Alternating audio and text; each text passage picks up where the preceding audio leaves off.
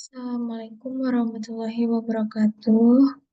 Perkenalkan, nama saya Safa Salsabila, mahasiswa PSPA Angkatan 43 dengan NIM 238117071. Di sini saya akan mempresentasikan salah satu kasus di PKPA rumah sakit saya, yaitu di RSUP Dr. Sarjito, tentang pemantauan terapi obat pasien tuberkulosis pulmonari. Nah, yang pertama itu data dari pasien, yaitu pasien bernama Tuan X, jenis kelaminnya laki-laki, umur 60 tahun, alamat di Yogyakarta, nomor teleponnya XXX. Kemudian pasien laki-laki ini datang ke rumah sakit melalui IGD pada tanggal 23 Februari 2024, mengeluhkan mual muntah, lemas, dan juga batuk terus-menerus dan juga berkeringat di malam hari.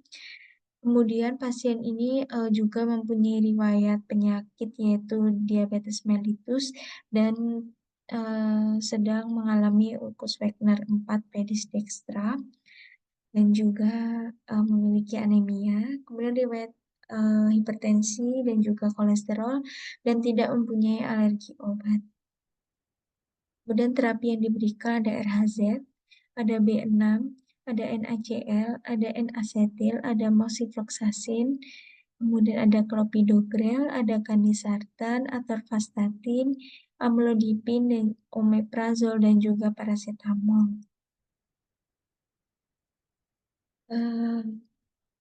Untuk moxifloxacinnya ini dalam bentuk injeksi. Kemudian masalah pengobatan, yang pertama berdasarkan literatur pada pasien TB dengan kondisi khusus yaitu DM, yaitu RHZ sesuai berat badan pasien. Pasien DM tidak direkomendasikan menggunakan etambutol karena dapat mengganggu penglihatan dan juga pasien DM dapat terjadi retinopati. Penggunaan terapi didukung dari hasil sputum dan juga ronsen toraks.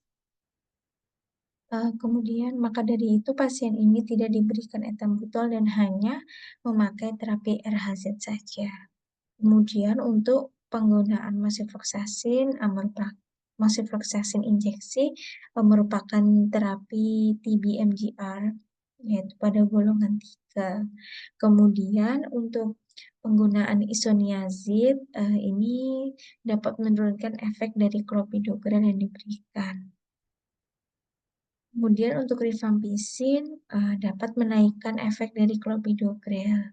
Kemudian penggunaan B6 ini juga direkomendasikan untuk pasien TB dengan terapi RHZ karena B6 ini dapat menurunkan efek samping dari isoniazid yang berupa neuropati perifer.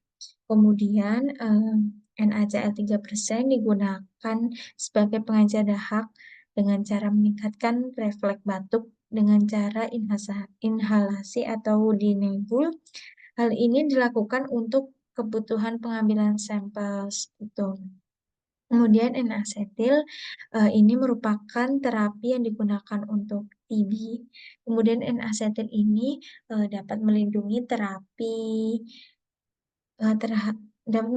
terhadap drug induced hepatitis yang diinduksi oleh RHZ.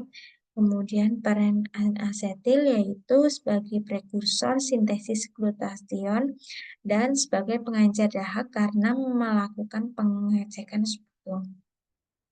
Kemudian isoniazid dapat menaikkan efek dari omeprazol dan juga paracetamol. Kemudian penggunaan omeprazol dapat menurunkan efek dari clopidogrel dengan mempengaruhi enzim. Kemudian rekomendasi melanjutkan terapi RHZ dengan dosis rifampicin 600 mg per hari, kemudian isoniazid 300 mg per hari, pirazinamis 150 per hari. Kemudian menggunakan antibiotik moxifloxacin injeksi 1 kali sehari dengan dosis 400 mg secara injeksi, yaitu selama 10-13 hari. dan melakukan selalu monitoring.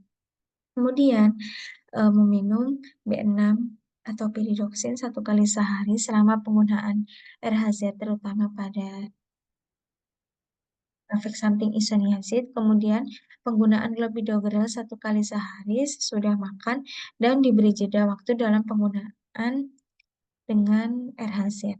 Kemudian melanjutkan penggunaan HCl 3% pada pasien 1 kali sehari untuk pengecekan sputum, kemudian melanjutkan penggunaan asetil 3 kali sehari, itu juga sebagai terapi pengecekan untuk mengecilkan dahak untuk pengecekan sputum, kemudian melanjutkan terapi hipertensi kandisartan 1 kali sehari pada pagi hari dan juga amlodipin malam hari 1 kali sehari 10 mg.